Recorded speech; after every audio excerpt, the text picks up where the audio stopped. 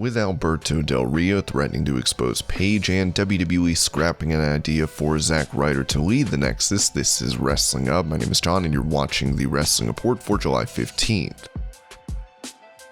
Before we get into the rest of the video, make sure you subscribe to Wrestling Hub and turn on all notifications to stay up to date with everything in the world of pro wrestling.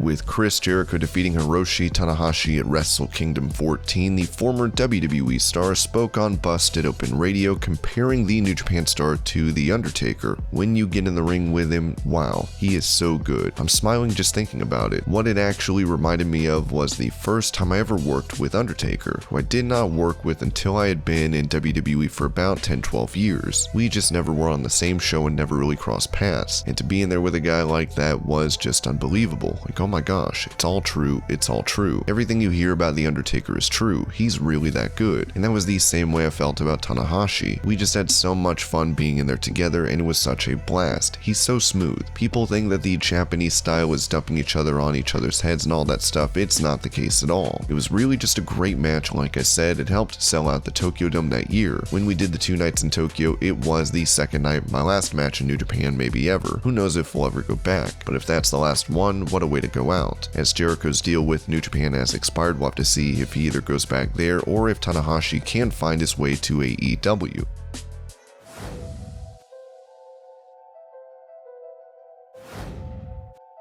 Towards the end of 2020, Buddy Murphy became romantically involved with Rey Mysterio's daughter Aaliyah on screen, with him revealing to Fightful that he first heard online that the angle had been dropped. Rey and Dominic are doing stuff and I'm like, what's going on? Aaliyah is not there. Do they need me? I'm messaging Dominic like, is Aaliyah coming to TV? There was no communication. She was asking her dad, I'm asking Dom and Rey. We had no idea. The dirt sheets said they had dropped the angle. How do the dirt sheets know before I do? I'm trying to track down Bruce Pritchard. I track him down and I'm like, what's going on? He's like, yeah, we dropped it. With him waiting for his WWE non-compete clause to expire, we can't wait to see where Murphy ends up.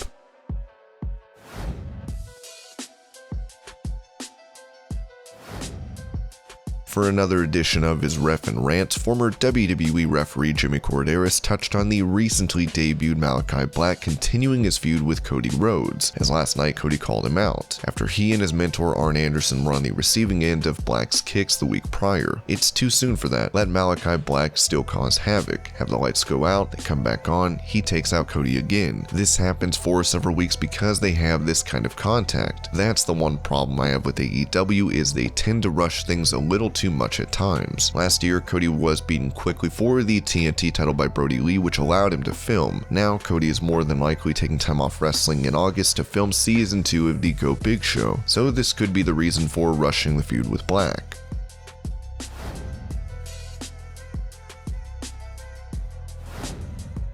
Recently, we've seen the likes of Shotzi Blackheart, Tegan Nox, and Toni Storm called up from NXT. More are expected to follow, as Dave Meltzer spoke about this on Wrestling Observer Radio. They move somebody over, the draft is coming, and if they need to move someone from Raw over to SmackDown, then they can. They can bring somebody up. There's a million things they could do to shake it up. They're bringing people up from NXT. They're going to be making moves. We've already seen it. They're going to be making unplanned moves left and right, which is, you know, that's just how it is right now. Fans are set to return to WWE events, and this might be the company's way of making preparations to go back to a touring schedule.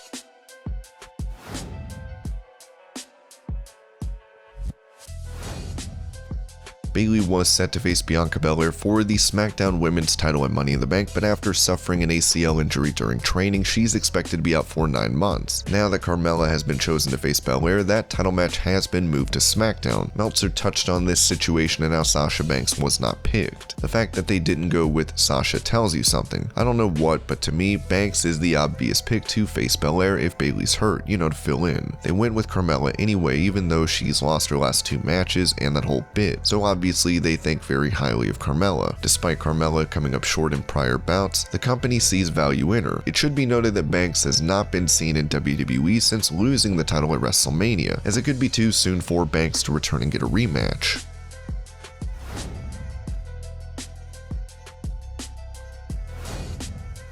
Matt Cardona recently touched on WWE's plan to have him become the leader of Nexus, saying this on his podcast. Something happens with, I don't know if they're the Nexus or the new Nexus or whatever Nexus they were. It was Otunga, Michael McGillicuddy, Curtis Axel. Well, I come out after they wrestle and my music plays. I just say woo woo woo, you know it. And that's it, nothing happens the next week. They don't tell me. I'm not asking questions. To me, it's like, alright, I get to come out on stage, I get to be on Raw. I later find out, years later, I found the script, essentially the first draft. I don't know if it's supposed to be this Raw or the next Raw, but where I become the new leader of the Nexus. But no one ever said that to me before. While that was all going down, no one said, okay, and then next week you're gonna form the new, I think it was gonna be the woo woo woo Nexus or something like that. But no one ever told me this was a plan until years later. I found out because someone, an ex-WWE writer, held onto the script. So if anyone's listening to this and has that script, now that I think about it, I don't know if I was ever given the script, maybe just told about it. So I would love to read the script and literally read it out loud on the show. So if anybody has that, I would love to figure out what the deal was because nobody at the time explained it to me.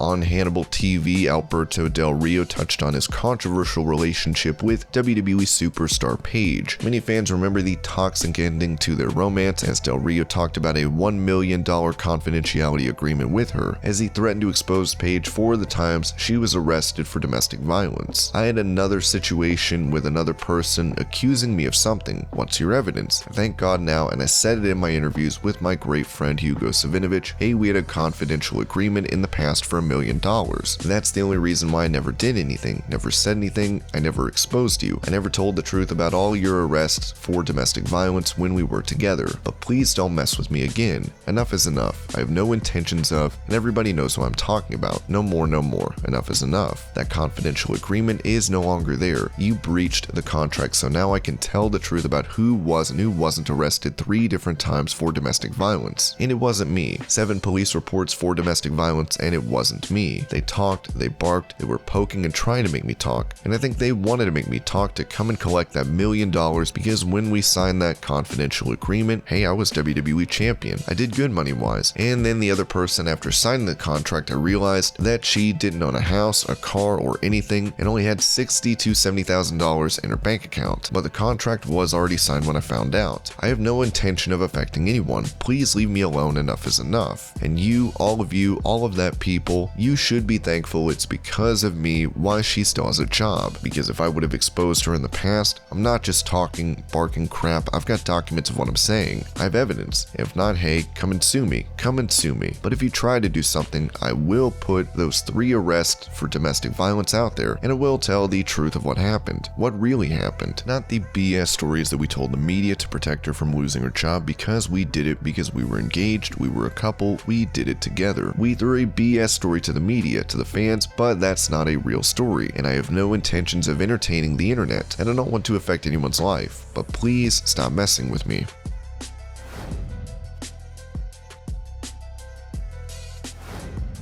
To end on a happy note, US champion Sheamus has gotten engaged as his partner for years now, Isabella Rivera, said this on Instagram. When I was pinning to go to Ireland as a young girl, I would tell people it was because if magic exists, it has to be in Ireland. Well, it does exist. Couldn't imagine a more magical place to say yes. Couldn't imagine a better person to spend my life with. And couldn't think of better shoes to get engaged in than Crocs. And this was your Pro Wrestling News Update. I hope you're all having a great day. Thank you so much for watching, and I'll see you later.